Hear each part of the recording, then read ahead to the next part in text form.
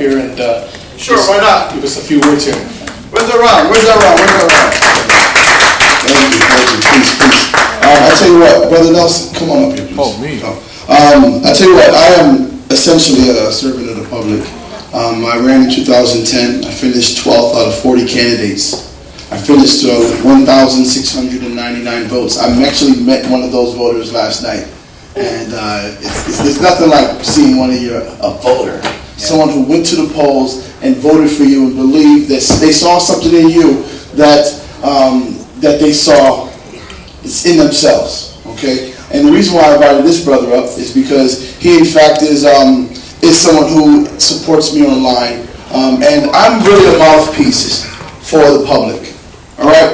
People fail to realize that as a public servant, your job is to stand up and advocate on the needs of others. So I think it's best, my time best served here is actually being that mouthpiece and being that opportunity for you to speak. Because as mayor, I'll be able to speak on the things that matter to you. All right?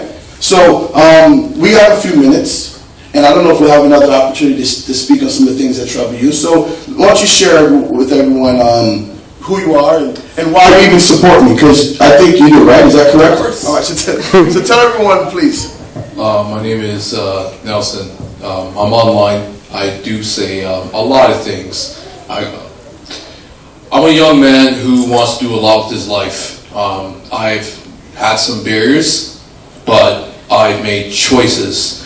I want to underscore that word. I will say that word again, choices. We have a choice as to who we vote for, a choice to as how we speak, how we educate ourselves, and to what degree we project ourselves in the stratosphere of society. Mm-hmm. Right? So with that said, I don't even know how I came into you online, but I'm glad I did. I saw a black man in politics and I said, finally, someone who actually represents me. Someone who represents what I can stand for. He and I may disagree on other things, but for the most part, Dewitt and I agree on a lot. There needs to be major change. There needs to be major representation.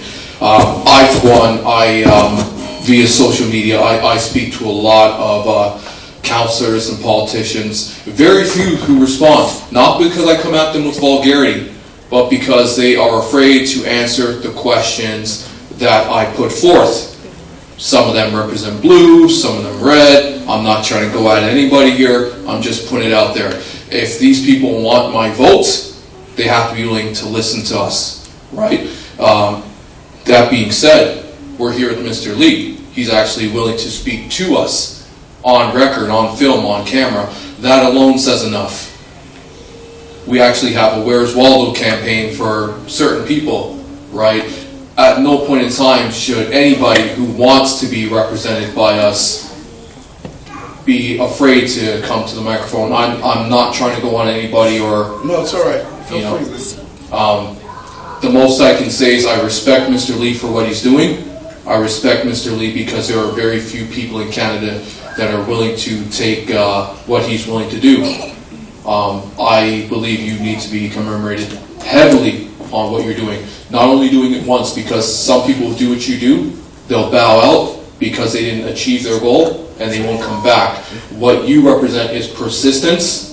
You also, to me, definitely represent professionalism. Someone I can learn off of if I want to pursue any type of career in politics, because clearly I have things that I need to sharpen up on. Well, and also clearly you have things that you can share and contribute to society as a whole. Definitely. But again, it comes back to you. You being someone that's willing to stand up, I can look at you and say, hey, this is what I need to do. And not only me, but kids in the community. Kids that are part of Scarborough Boys and Girls Club, H&IC. There's so many programs that actually need more funding, need more attention, right? What I'm getting at when I go at other people online asking them questions and they don't respond is not because I'm coming at them vulgar, but because, am I represented?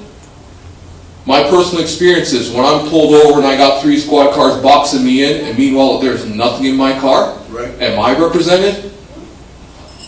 Am I? Are we? Why should we have to put out all these suits against people that are supposed to be here to serve and protect. I didn't hear you.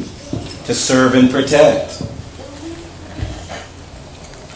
There's not much more to say after that, and this is why we have the conflict in our society between civil servants and certain segments of our community. Why should I feel this way when they're behind us and or in front of us? That's right. I have no criminal record. There's nothing in my vehicle right now that can get me into any type of mess. But why should I feel like they're low-flying bombers? As one, I believe, poetry, I don't know his name, I'll have to forward it to you. Again, stop me at any time if I'm saying anything too controversial, but... Well, no, I don't think you're offending anybody here, but I do want to just thank you for coming up and sharing. I know there's a lot that you want to talk about. There was a pretty stimulating conversation happening back there, so we hope to be able to continue that. But I tell you what, we do not get a solution until we address the problem, until we identify the problem. So by you raising awareness on those things, that begins us in the process of finding those solutions. Yes? I was going to touch on, if there's anything that I can be on record on saying, it's families. It's stressing the need of families. We cannot fix our community. We cannot fix the society of Toronto. We cannot fix anything until we have a solid foundation. There is no building built without a foundation. I'll say it again. There is no building built without a foundation. So my stress is when I talk to other young men, Yes. practice self-control. Because the seeds that you plant today will come back to destroy the house you try to build with the woman you actually want to settle down with. When your license shows suspended or what have you, and you get that union job from DeFasco or TTC, they want to hire you on, but hey, my license matched up because I was an idiot when I was younger. Where are the older men to say, hey, you guys need to control yourself because you don't know the seeds that you're planting? Not only that, but where you plant your seeds. I'm not trying to be... I'm talking seeds as if you're a farmer. You know what I'm saying? Like, you want to plant proper seeds. Where are the older men to say, hey, calm yourself. Watch who you flex with, or who you are hanging around. Sorry, man. But this you see what I'm saying? Absolutely. Choose your friends. Because your friends define you. Where are the older guys? Yes, we have guys from non-profit organizations doing this, but there are so many young men that have it, but don't share it because they're afraid. The reason why I say this, last year I put a family member in the dirt over some foolishness. Two men mix up in an argument, next man pick up 5 shots, that's my family member. Over what? 3 lives gone. 3 lives gone from that day forward when I went to the gravesite. This is the thing that snapped in me. When I went to the gravesite and I picked up that dirt in my hand, I said I can't watch a next young black man die over some stupidness. That's the thing that snapped in me. Thank you, man. Just feeling that dirt go through my finger, I said I will never see my family member again over some stupidness. How many young black men have to die? I'll ask you guys, how many young black men have to die? Have to have their lives ruined?